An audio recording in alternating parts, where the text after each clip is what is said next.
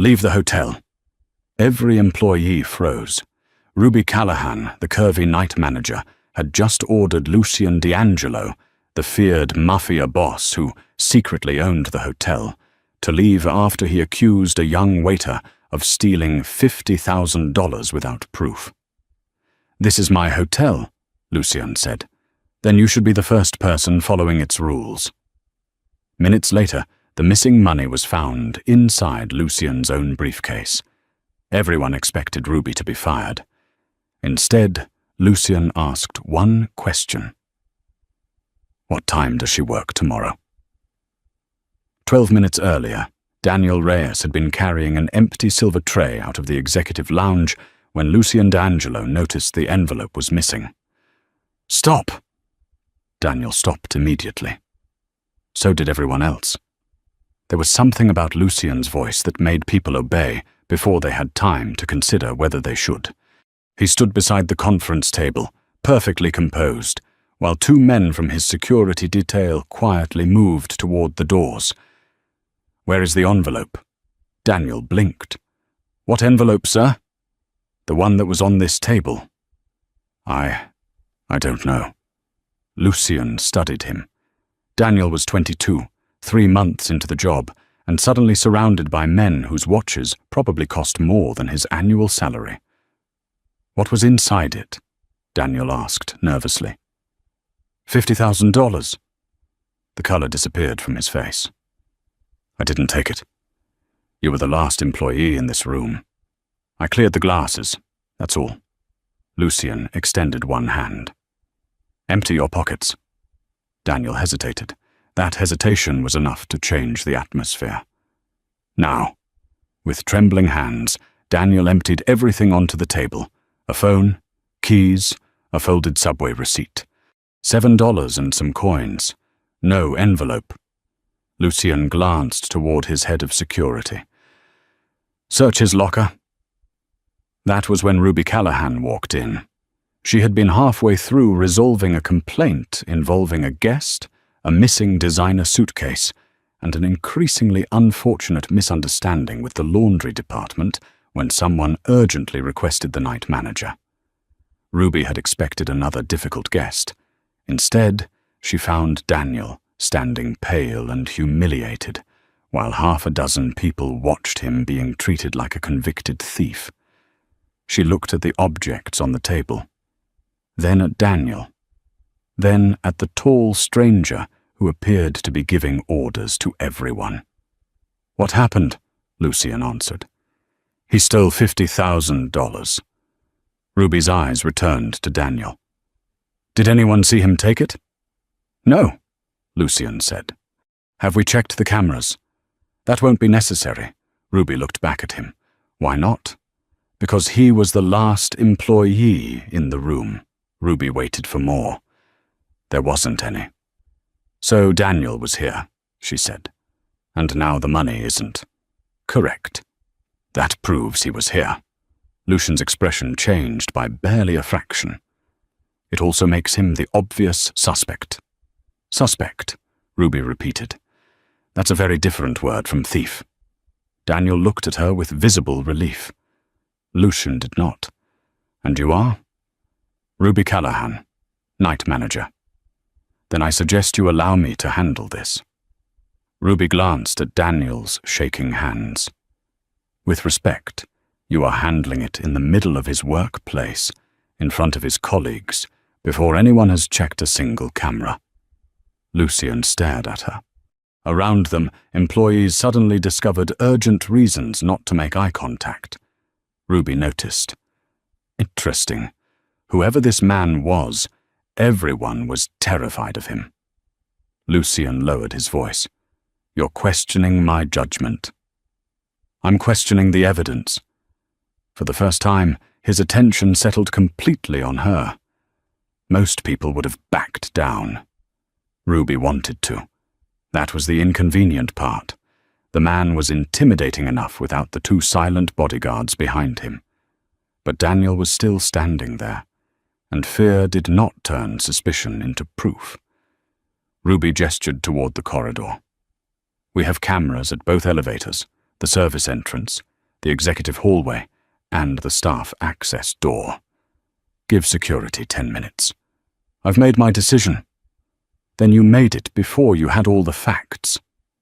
Someone behind Ruby inhaled sharply. Lucian's security chief looked at her as though silently advising her to stop talking while she still had employment. Lucian turned toward him. "Take the waiter downstairs." Ruby stepped between them. "No." This time, even Lucian seemed surprised. "No.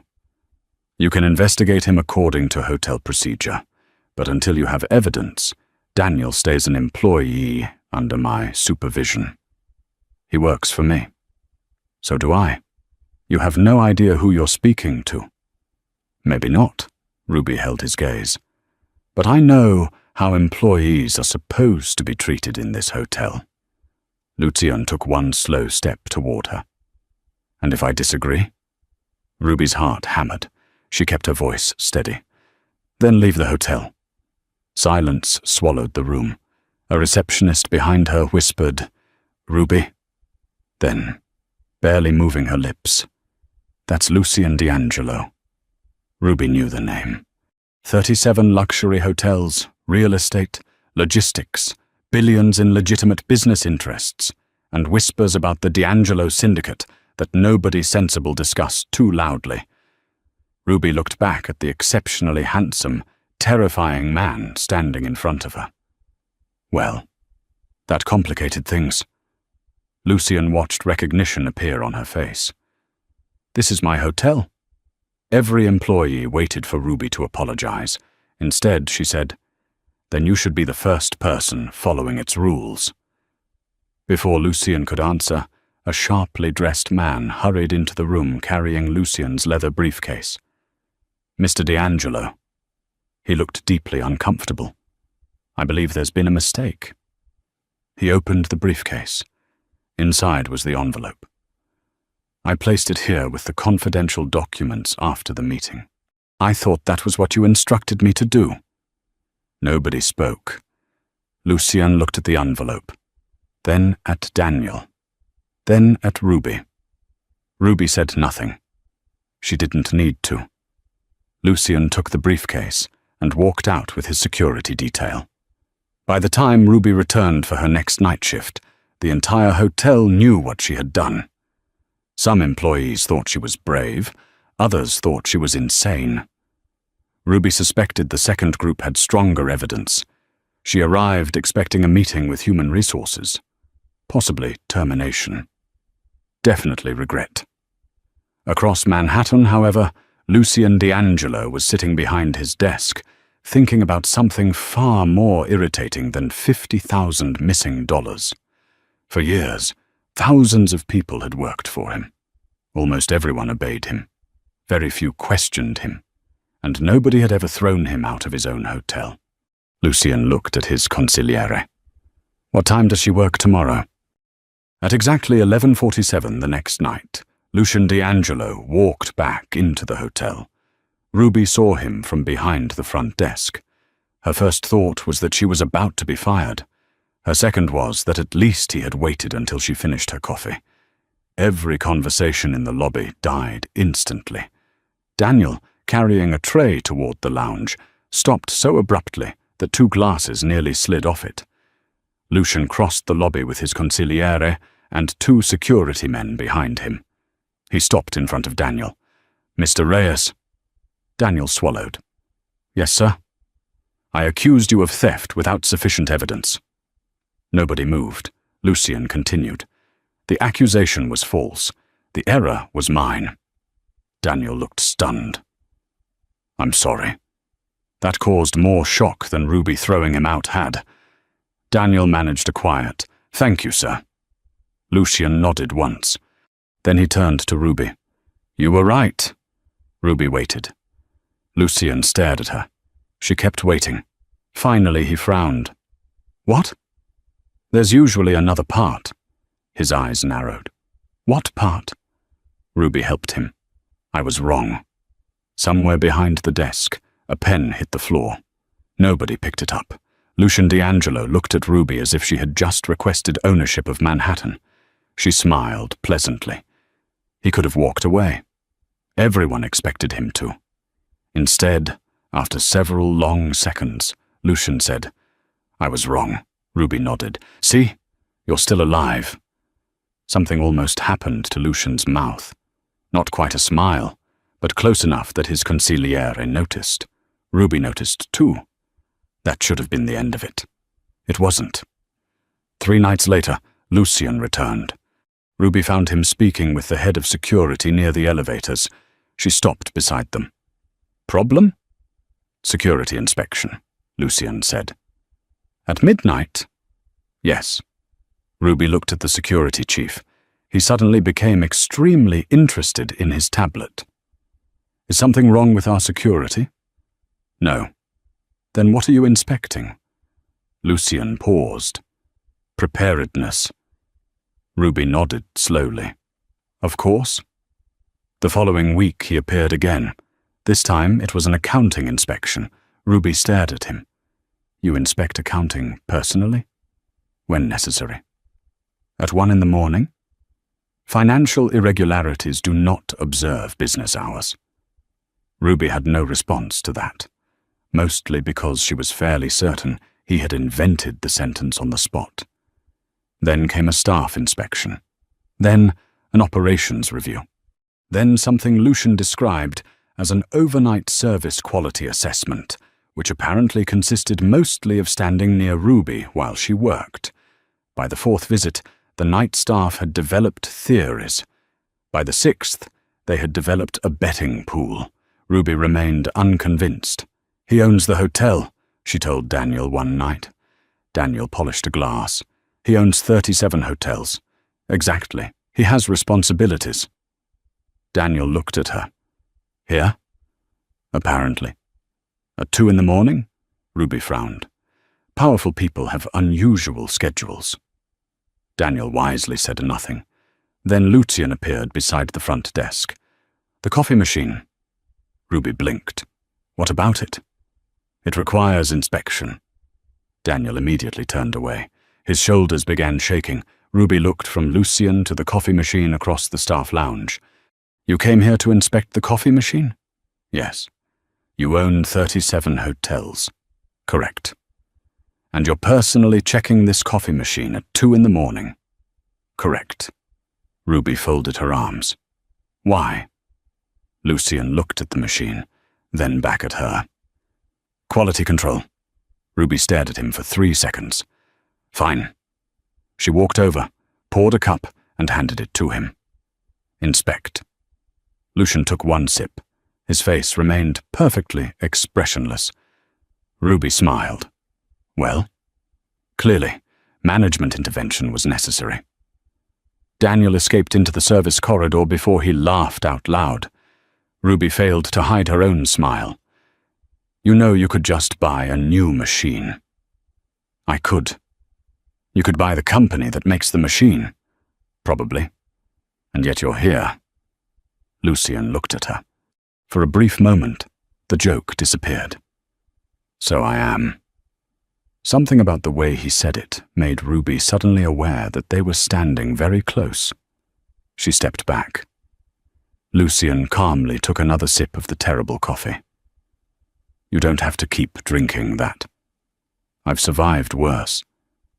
I'm sure your mysterious resume is full of examples." That almost smile returned. Over the next several weeks, his visits became strangely normal. Lucian would arrive sometime after midnight. Sometimes he had an excuse. Sometimes he seemed to have stopped trying. Ruby discovered that he drank coffee black, answered emails at impossible hours, and disliked small talk with almost religious intensity. Lucian discovered that Ruby knew every night employee by name. She knew whose daughter had started college, whose mother was recovering from surgery, which cleaner secretly brought homemade pastries for the security guards. She treated a billionaire demanding a penthouse upgrade with exactly the same calm respect she gave the dishwasher asking for a schedule change. One night, Lucian watched her spend 15 minutes helping an elderly guest find a wedding ring she believed she had lost in the lobby. After the woman left crying with relief, Lucian asked, "You knew the ring was in her handbag?" After about 30 seconds. "And you searched for 15 minutes. She was embarrassed. "That seems inefficient." Ruby looked at him. "Not everything important is efficient." Lucian said nothing. People usually adjusted themselves around him. They became quieter, more agreeable, more careful. Ruby did none of those things. If he was unreasonable, she told him. If he said something funny without realizing it, she laughed. If she was busy, she made him wait. Once, she actually handed him a stack of guest comment cards. If you're going to stand there looking intimidating, make yourself useful. His bodyguard had looked horrified. Lucian read all 17 cards. Then one night, nearly a month after the missing money incident, Ruby was reviewing schedules when Lucian appeared at the desk. She didn't look up. "What are we inspecting tonight?" "Nothing." That made her look up. "No security emergency?" "No." "Accounting crisis?" "No." "Coffee machine?" "Replaced." Ruby glanced toward the new machine. "You actually replaced it?" "It failed inspection." She smiled despite herself. "Then why are you here?" Lucian went quiet. For once there was no convenient corporate explanation waiting. Before he could answer, his phone rang. He looked at the screen. "I have to go. Saved by organized capitalism." He gave her a dry look and walked toward the entrance. Ruby watched him leave. Then she noticed Daniel standing beside her. He was smiling. "What?" "Nothing." "Daniel." He picked up his tray. "I just think it's impressive." "What is?" "That Mr. D'Angelo has 37 hotels." Ruby narrowed her eyes. "And somehow," Daniel continued, walking backward toward the restaurant, "the only one requiring emergency inspections is whichever one you happen to be working in." Ruby opened her mouth, then stopped. Across the lobby, Lucian reached the doors. For no logical reason, he turned around. His eyes found hers immediately. Ruby suddenly had a question she had somehow failed to ask for weeks. Why did Lucian D'Angelo keep coming back? Ruby eventually stopped asking why Lucian kept coming back. Mostly because he stopped pretending he needed a reason. Some nights he stayed 10 minutes, other nights an hour. He would stand at the end of the front desk while Ruby finished reports, answering messages on his phone while she handled late arrivals and impossible requests. Their conversations became strangely ordinary. "You look tired," Ruby said one night. "I'm not. You've read the same email 4 times. Lucian looked at his phone. "I'm considering it carefully. You're holding it upside down." He slowly lowered the phone. Ruby smiled. That was cruel. That was funny. A pause. Marginally. Ruby laughed. Months earlier, that sound would have made Lucian leave. Now he found himself waiting for it. Ruby also began noticing things. Lucian hated people asking whether he was all right, so she never asked. Instead, when he arrived looking particularly exhausted, a black coffee would quietly appear near his hand. He never thanked her. She never expected him to. One night, however, he took the cup and said, "No sugar." Ruby continued typing. "You always drink it black." Lucian looked at her. "You remembered." She shrugged. "You've been conducting coffee inspections for weeks." He almost smiled. Their friendship grew in details neither of them acknowledged. Ruby learned that Lucian became quieter when something serious was bothering him. Lucian learned that Ruby tapped a pen against her thumb when she was worried. She discovered he had an unexpectedly dry sense of humor. He discovered she could tell when he was joking, even when everyone else in the room looked terrified. For perhaps the first time in years, Lucian had someone who spoke to him without calculating the consequences of every sentence. Then Dr. Adrian Mercer appeared, and Lucian discovered a problem far more irritating than bad coffee. Adrian was the physician contracted to handle medical issues involving hotel guests and staff. He was 38, handsome, charming, and possessed one deeply unfortunate characteristic. He liked Ruby. Obviously. Lucian noticed within 11 seconds. Ruby did not. "You need to stop skipping dinner," Adrian told her one evening after treating a guest upstairs. Ruby looked offended. "I had dinner. Coffee is not dinner." "There was milk in it. That makes it a cry for help, not a meal." Ruby laughed. Lucian entered the lobby at that exact moment. He stopped. Adrian was leaning against the front desk. Ruby was smiling. Neither had noticed him. Lucian checked his watch. 20 minutes later, they were still talking. "Who is that?" His consigliere, Vincent Moretti, followed his gaze. "The hotel physician. I know his job." Vincent waited. Lucian continued watching them. "What do we know about him?" "He's a doctor. I can read his identification badge, Vincent." "Then I'm unclear about the question." Lucian's jaw tightened slightly. "Get me his personnel file." Vincent slowly turned toward him. "Security concern?" "Yes. What exactly concerns you?" Lucian looked toward Adrian. The doctor had just made Ruby laugh again. His intentions. Vincent was silent for a moment. Then his mouth almost moved. "Boss." "What?" "That's called jealousy." Lucian turned his head. "This conversation is over. It never officially began." "Good." Lucian walked directly toward the front desk. Ruby noticed him approaching. "Lucian." Adrian turned. Ruby smiled. "You know Dr. Mercer?" "We've never met." Lucian looked at Adrian. "I know who he is." Adrian offered his hand. "Adrian Mercer." Lucian looked at the hand, then shook it. "Lucian D'Angelo." Adrian smiled. "Yes, I recognized you." Most people would have become nervous. Adrian didn't. Lucian immediately disliked this quality. Ruby looked between them. "Is something wrong?" "No," Lucian said. "Then why are you here?" "Inspection." Ruby blinked. "We're doing those again?" "Yes." "What are you inspecting?" Lucian looked around. There was absolutely nothing available. Then his eyes landed on the fire extinguisher mounted behind the desk. "Fire safety." Ruby stared at him. Adrian glanced at the extinguisher. Lucian remained perfectly serious. "At 1:30 in the morning?" Ruby asked. "Fires are not restricted to business hours." Ruby's eyes narrowed. She had heard something suspiciously similar before. Adrian cleared his throat. "Well, I should probably let you conduct your fire inspection." He turned to Ruby. "Dinner Friday?" Lucian's expression became still. Ruby blinked. "Dinner?" "You know, the meal you apparently keep replacing with coffee." Ruby smiled. "I'll think about it. I'll take that." Adrian walked away. Lucian watched him leave. Ruby watched Lucian watching him. Interesting.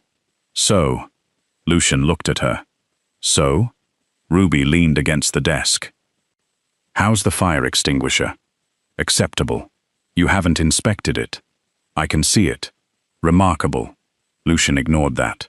"Are you going?" "Where?" "To dinner." Ruby's lips twitched. "With Adrian." "I assume that's what he meant."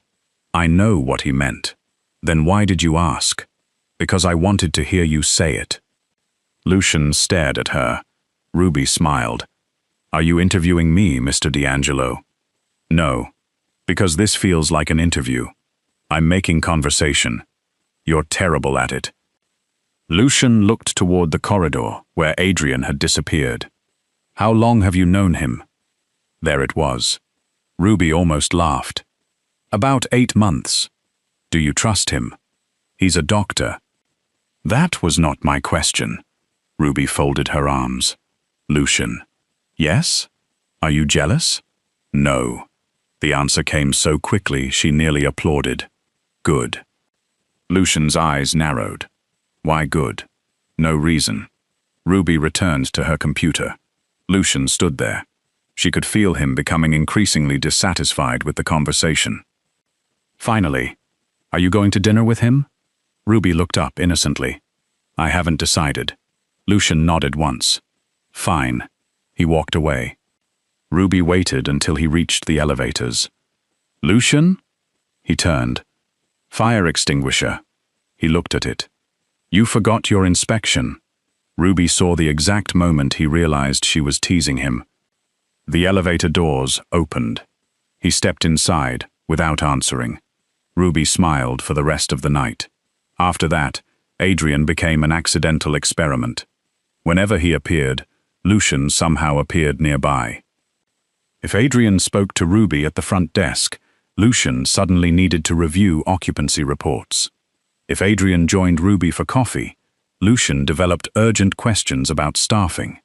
Once, Adrian touched Ruby lightly on the shoulder while telling a story.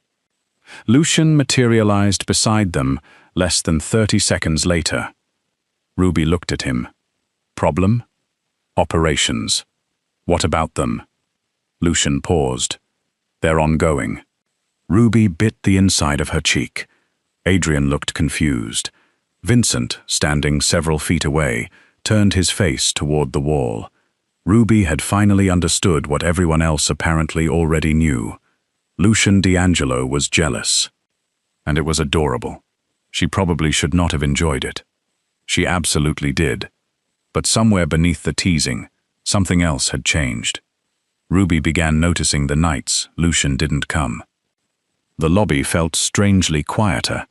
She would catch herself looking toward the entrance when the elevator opened.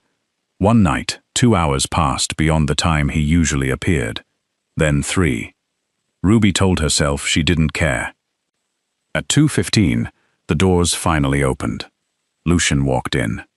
Ruby looked up too quickly. He noticed. "You're late." The words escaped before she could stop them. Lucian paused. "Late?" Ruby immediately looked back at her computer. "You usually conduct your imaginary inspections earlier." A slow understanding entered his eyes. "I had a meeting. I didn't ask." "No."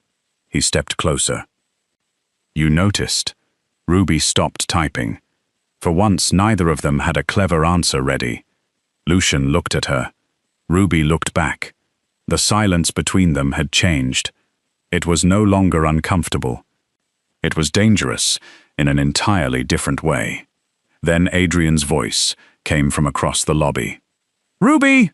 Lucian closed his eyes for one brief second. Ruby saw it and burst out laughing. The invitation came 2 weeks later. Ruby was in Lucian's office for what she had been told was a brief operational discussion. She had learned that Lucian's definition of brief could mean anything between 7 minutes and an entire fiscal quarter. He slid a folder across the desk. Ruby opened it. Employee Retention and Guest Resolution Initiative. "Yes." She looked up. "That sounds expensive." "It is. And boring." "Potentially. At least you're honest." Lucian ignored that. "I want you on the development committee." Ruby stopped smiling. "What?" "You heard me. I'm a night manager. You're also responsible for the highest employee retention rate in this property." Ruby glanced at the folder again. Lucian continued. "Guest complaints resolved during your shifts escalate to senior management 43% less often than the company average." She looked up slowly. "You researched me. I researched performance." That sounded suspiciously defensive. It wasn't. Ruby smiled. Lucian did not. "Mostly. You understand employees," he continued. "You also understand difficult guests. I'm looking at one. That joke is becoming predictable, and yet you keep providing opportunities." Lucian leaned back. "I want policies designed by people who actually understand the people affected by them." That made Ruby pause. This wasn't a favor. He wasn't inventing a meaningless position to keep her nearby. He was asking because he believed she was good at something. "When's the first meeting?" "Thursday." Ruby closed the folder. "Fine." Lucian nodded. There's also a dinner. She reopened the folder. I withdraw my acceptance. No. Is attendance mandatory? Yes. Then it isn't dinner. It's a hostage situation with silverware. That time Lucian actually smiled. Briefly, Ruby saw it. She decided not to mention it. The dinner was held 3 nights later in a private dining room filled with executives, investors, board members, and people whose net worths Ruby suspected required additional commas. Ruby knew immediately that she was being evaluated, not by Lucian, by everyone else.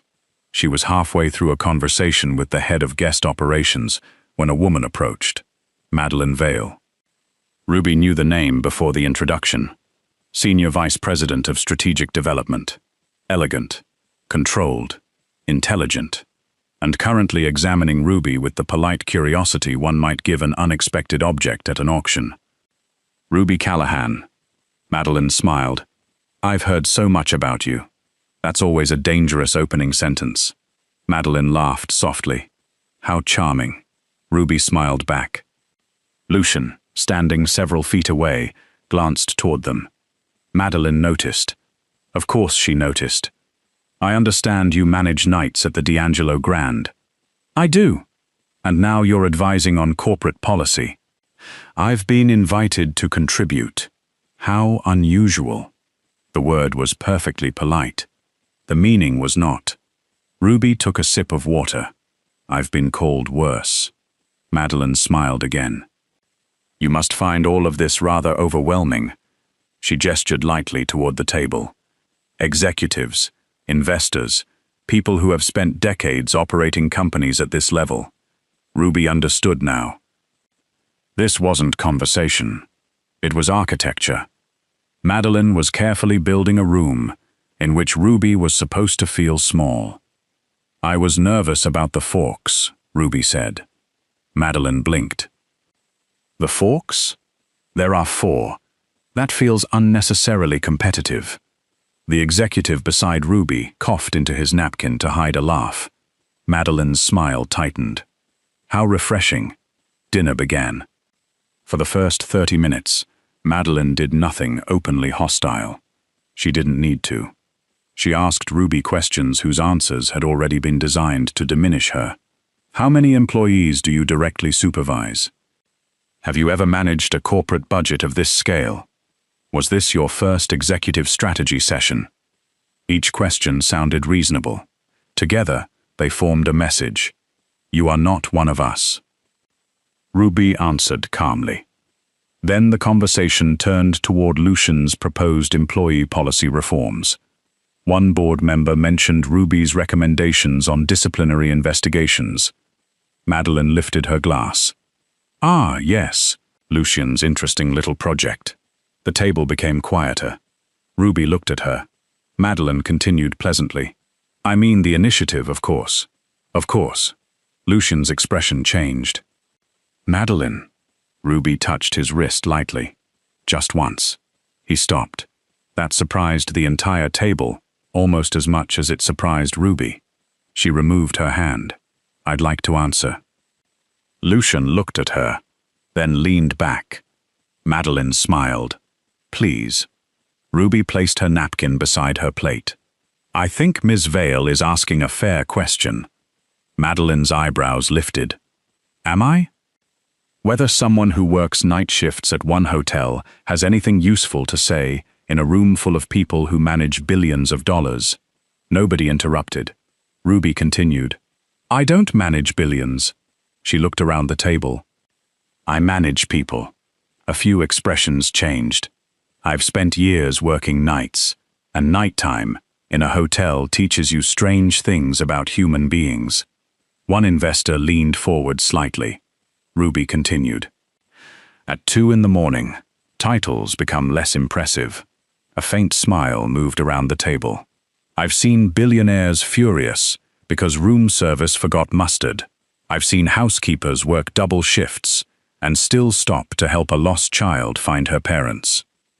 She glanced toward Madeleine.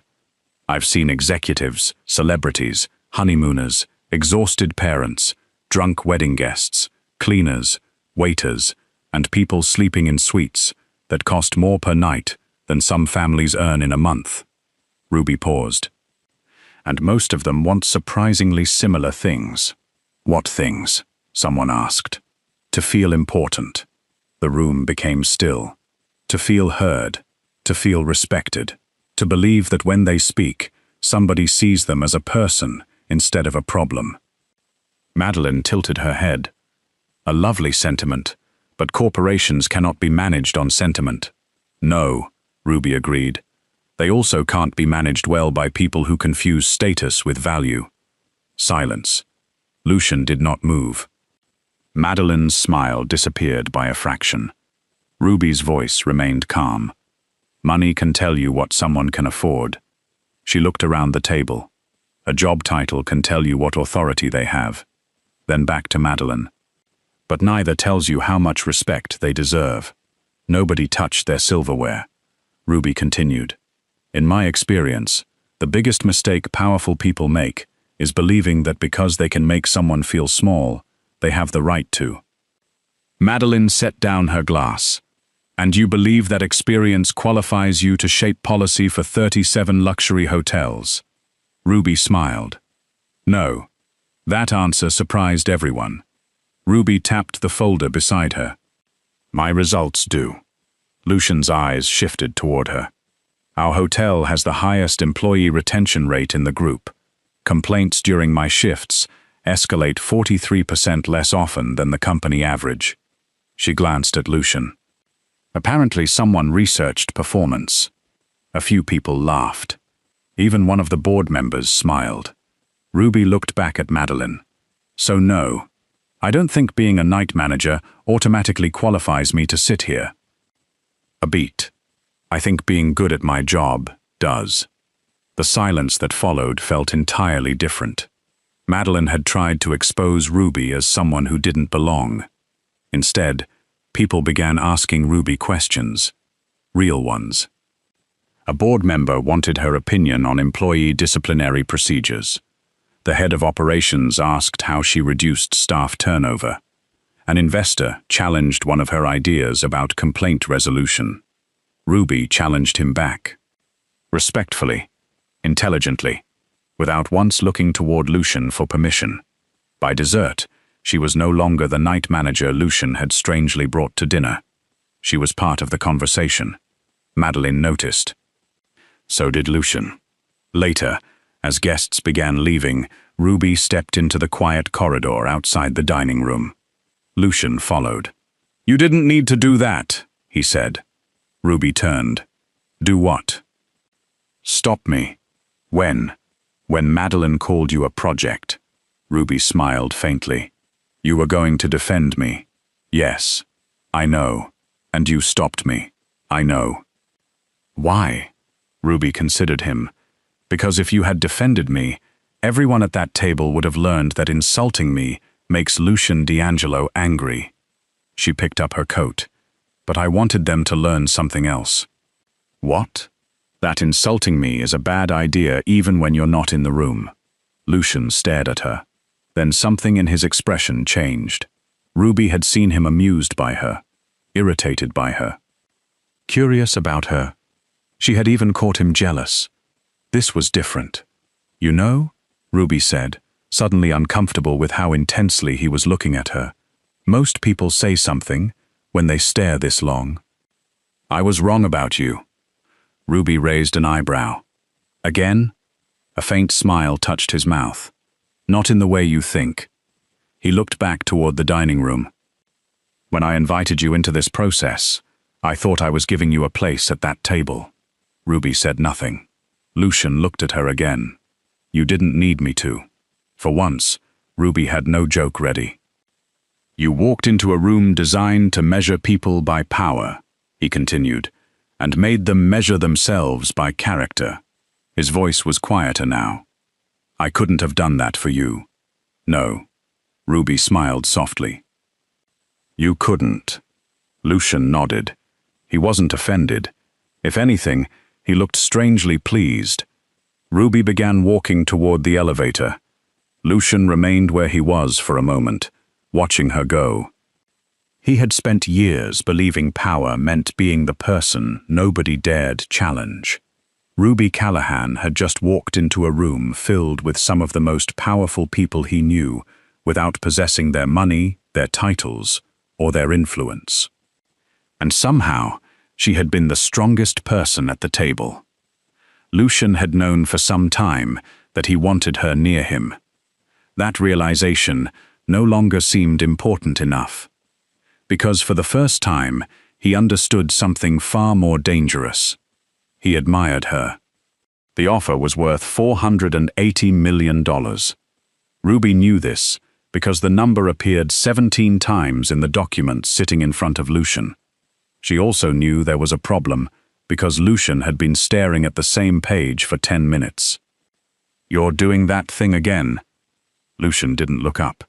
"What thing?" "Pretending paper personally offended you." He closed the folder. Ruby had been working with the policy committee for nearly 3 months now. Her recommendations had already produced measurable changes: clearer disciplinary procedures, anonymous employee reporting, and a requirement that accusations against staff be investigated before punishment was imposed.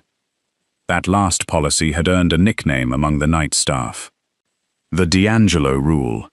Lucian hated the name. Ruby loved it. "What's wrong?" she asked. "Nothing you need to concern yourself with." Ruby leaned back. That sentence has never once meant nothing is wrong. Lucian looked at her. Before he could answer, Madeline entered. She placed another document on his desk. "The Whitmore Group wants an answer by tomorrow." Ruby recognized the name. Elliot Whitmore controlled an international investment consortium that wanted to finance Lucian's expansion into 6 European cities. $480 million. Madeline glanced at Ruby. "There is one remaining condition." Lucian's expression hardened. "It's not a condition I'm accepting." Ruby looked between them. "What condition?" Neither answered. That was answer enough. "Lucian." "Ruby." "What condition?" Madeline spoke first. "Mr. Whitmore has concerns regarding the direction of the Employee Policy Initiative." Ruby frowned. "What concerns?" "He believes certain voices have acquired disproportionate influence." Now Ruby understood. "Oh." Lucian stood. "This discussion is finished." "No, it isn't." He looked at her. Ruby looked at Madeline. "He wants me removed." Madeline chose her words carefully. "From executive-level policy discussions." Ruby almost laughed. "That's a very expensive way of saying yes." Lucian's voice was cold. "It's irrelevant. I rejected the condition." Ruby stared at him. "You did what?" "I rejected it." $480 million. It's a partnership, not a gift. You know what I mean? Yes. And you said no because he doesn't want a night manager sitting in meetings. Lucian's expression sharpened. "You're not merely a night manager anymore. That is not the point." "It is exactly the point." Madeline quietly left the room. Ruby barely noticed. "You should take the deal." "No. Lucian. No. I won't let you lose hundreds of millions because of me." His expression changed. "You think this is because of you?" "He literally made me the condition. He made the principles you represent the condition." Ruby shook her head. "I'm an employee." "No." The word came instantly. Ruby stopped. "What?" Lucian seemed to realize too late what he had said. Ruby stepped closer. "I'm an employee." "No." This time it was quieter. Something tightened in her chest. "Then what am I?" Silence. Lucian D'Angelo always had an answer. He had answers for bankers, politicians, executives, rivals. He could make decisions involving thousands of employees without hesitation. But now he simply looked at her. Ruby waited. Nothing came. She gave a small, wounded laugh. "That's what I thought." She walked out. Lucian didn't stop her. Perhaps because, for once, he didn't know what right he had to. The confrontation became public 2 nights later. Whitmore was attending a major hospitality investment event hosted at one of Lucian's properties. Ruby had not planned to attend. Lucian had insisted. Why? Because you belong there. After their last conversation, she almost refused. She went anyway. Halfway through the evening, Whitmore approached Lucian near the center of the reception hall. Several investors and board members stood nearby. Madeline was among them. So was Ruby. Whitmore was in his 60s, polished and accustomed to having financial numbers end arguments. "I hear you've made your decision," he said. "I have," Lucian replied. "You're rejecting nearly $500 million over an internal personnel issue." "No," Whitmore smiled thinly. "That's how my board sees it." "Then your board sees poorly." Several conversations nearby stopped. Whitmore lowered his voice, but not enough. "Let's call this what it is. You sacrificed a fortune for one hotel employee." Ruby felt every eye turn toward her. Lucian did not look at her. "She once protected one of my employees from the most powerful person in this company." Whitmore frowned. "Who?" Lucian answered calmly. "Me." The room went silent. Ruby stopped breathing. Lucian finally looked at her. "When I first met Ms. Callahan, $50,000 went missing from one of my hotels." His voice carried without effort. "I decided I knew who had taken it." Nobody interrupted. I was wrong. Ruby remembered how difficult those 3 words had once been for him. Now he said them in front of everyone. "I accused an innocent young employee before the evidence had been reviewed. There were executives present, security personnel, managers." Lucian looked around the room. Not one of them stopped me. A pause, except Ruby. Whitmore's expression tightened. Lucian continued. "She had less authority than almost everyone in that room." His eyes returned to Ruby. "And more courage." Ruby felt something inside her go very still. "She told me to follow my own company's rules." A few people who knew the story exchanged glances. When I refused, she ordered me out of my own hotel. A ripple of surprised laughter moved through the room. Lucian didn't smile. "She risked her job to protect an employee she believed was being treated unfairly." He turned back to Whitmore. "You call that influence a liability. I call it something this company lacked." Whitmore's jaw tightened. "We're discussing business, D'Angelo, not morality. They are not mutually exclusive. $480 million says otherwise." Lucian's expression did not change. "Money can buy people who agree with me." Silence settled again.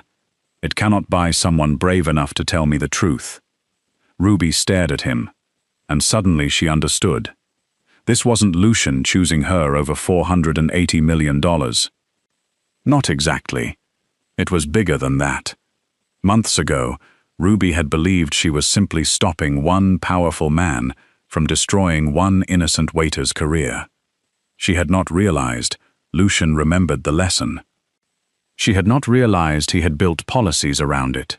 She had not realized that every time she challenged him, every time she refused to be impressed by his name, every time she reminded him that authority and character were not the same thing, he had been listening.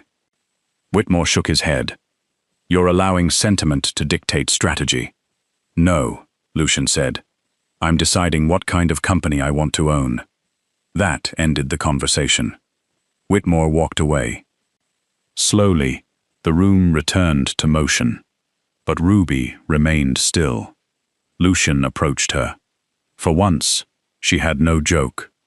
"You should have taken the deal," she whispered. "No, you're impossible." "I've been told. By me. Frequently." She almost smiled, then remembered. "Lucian." "Yes?" When I asked what I was, he went quiet. Ruby's voice softened. "You couldn't answer." "I know.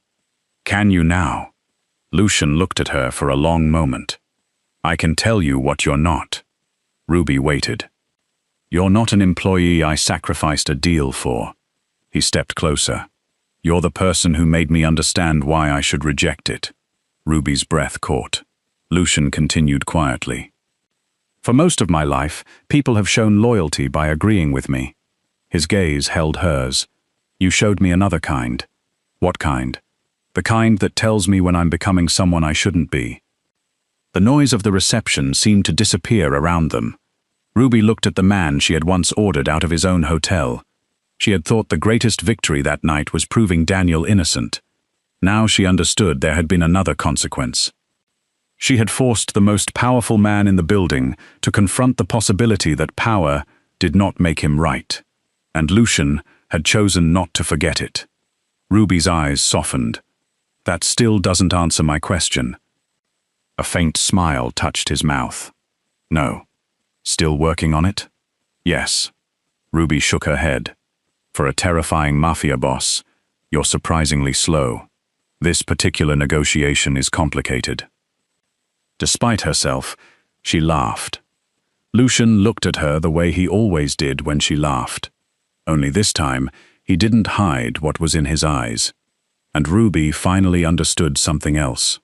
The answer Lucian could not yet say aloud was already there. Lucian found his answer 3 nights later, at 2 in the morning, beside the coffee machine. Ruby was finishing a report when he placed a cup beside her. She looked at it suspiciously. You made this? Yes.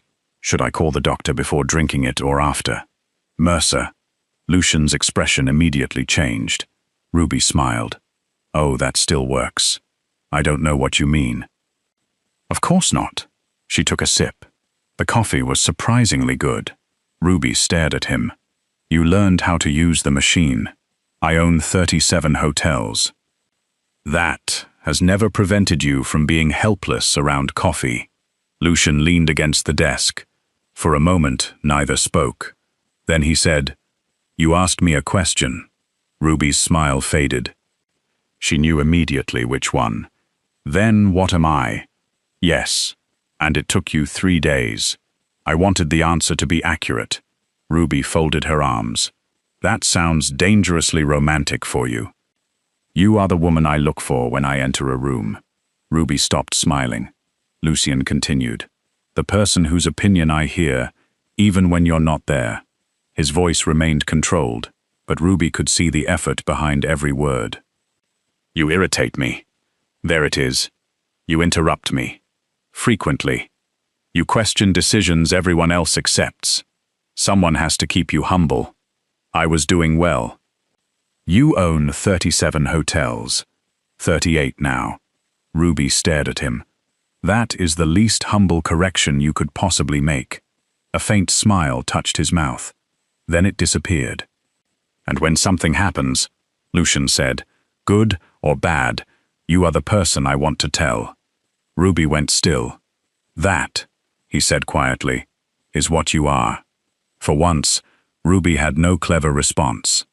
Lucian stepped closer. I don't know when it changed. I do. He looked at her. The coffee machine. Lucian almost looked offended. You fell in love with me because of defective equipment? No. Ruby smiled softly. I think you fell in love with me because I made you drink terrible coffee. That is a disturbing interpretation. But accurate. Lucian considered it. Possibly. Ruby laughed. Then Lucian reached for her hand. He gave her every opportunity to pull away. She didn't. Their first kiss was not dramatic. No audience applauded. No enemies interrupted. No empire collapsed. It happened beside a coffee machine at 2 in the morning, while a night receptionist 50 feet away suddenly found the ceiling extremely interesting. And somehow, for Ruby, that made it perfect. 6 months later, Ruby Callahan became Director of Employee Experience for the entire D'Angelo Hotel Group. The promotion caused immediate speculation. Ruby expected it. She was dating the owner. People would talk. So before accepting the position, she made Lucian do something he deeply disliked. Prove she deserved it. An independent executive committee reviewed her performance. Employee turnover had fallen at properties, testing her policies. Internal complaints were being resolved faster. Guest satisfaction had improved. Disciplinary disputes had decreased. The committee unanimously recommended her appointment. Ruby accepted the position the next morning. Then, immediately, argued with Lucian about the size of her office. It's ridiculous. It's appropriate. It has a private conference room. You attend conferences. It has a fireplace. You become cold. It has its own bathroom. Lucian looked at her. I'm unclear why this is upsetting you. Ruby pointed toward the windows. I can see 3 states. That seems unlikely. You know what I mean. Lucian eventually lost the argument. Ruby chose a smaller office closer to the employee training department. Some things changed. Most didn't. Ruby still knew the cleaners by name. She still stopped in hotel kitchens to ask employees how they were doing. She still worked occasional late nights because, according to her, executives who designed night shift policies should occasionally remember that nighttime existed. And she remained completely unimpressed by Lucian's reputation. One evening, they were leaving the hotel after a late meeting when Lucian received a call. He stepped outside to take it. 20 minutes later, he returned through the staff entrance. He was halfway down the corridor when a voice stopped him. Sir. Lucian turned. A young security guard stood beside the access desk. He had started 3 days earlier, and judging by his expression, he had absolutely no idea who Lucian was. Identification, please. 2 of Lucian's bodyguards immediately stopped. The young guard noticed them. His confidence weakened. Sir, this entrance is restricted to authorized personnel. Lucian looked at him. The guard swallowed. But I still need identification. One bodyguard stepped forward. Do you know who? Don't. Ruby's voice came from behind them. Everyone turned. She had just entered the corridor, carrying 2 folders. The guard looked relieved. Ms. Callahan, I'm sorry. This gentleman entered without showing identification. Ruby looked at Lucian. Lucian looked at Ruby. She said nothing. She simply raised one eyebrow. Lucian stared at her for 2 seconds, then reached into his jacket. His bodyguards exchanged glances. He took out his identification and handed it to the guard. The young man checked it. His face changed immediately. Lucian D'Angelo, owner, chairman, the man whose name was literally on the company that employed him. The guard looked horrified. Mr. D'Angelo, I'm terribly sorry. Lucian took back the card. For what? The guard blinked. For stopping you. You were following procedure. Yes, sir. Then don't apologize. The young man nodded. Thank you, Mr. D'Angelo. Lucian walked toward Ruby. She was smiling. You own the hotel. I've been informed. And you still showed identification? The guard requested it. Ruby tilted her head. You could have reminded him who you were. I believe my identification accomplished that efficiently. She laughed. They continued down the corridor together. After several steps, Ruby looked at him. So the most powerful man in the building follows the same security rules as everyone else now. Lucian glanced at her. If it's my hotel. Ruby waited. I should be the first person following its rules. She stopped walking. So did he. For a moment, Ruby saw the man from the night they met, the intimidating stranger standing over a terrified waiter. The man who had believed authority made his decision final. She remembered ordering him out. She remembered discovering who he was. She remembered being terrified and refusing to take the words back. Now the same man had just shown identification to a nervous new security guard who had no idea he was speaking to the owner. Ruby smiled. You're learning. Lucian looked at her. No. He took her hand. You taught me. Ruby's expression softened. Months earlier, She had entered Lucian D'Angelo's world almost by accident. She had not become quieter to survive there. She had not learned to worship power. She had not reshaped herself into the kind of woman other people believed belonged beside a billionaire, an empire builder, or a mafia boss. She had remained Ruby Callahan, warm, curvy, funny, stubborn, compassionate, completely willing to tell the most powerful man in the room when he was wrong. And that was precisely why Lucian loved her. Not because she had learned how to fit into his world, but because she had been brave enough to make it better.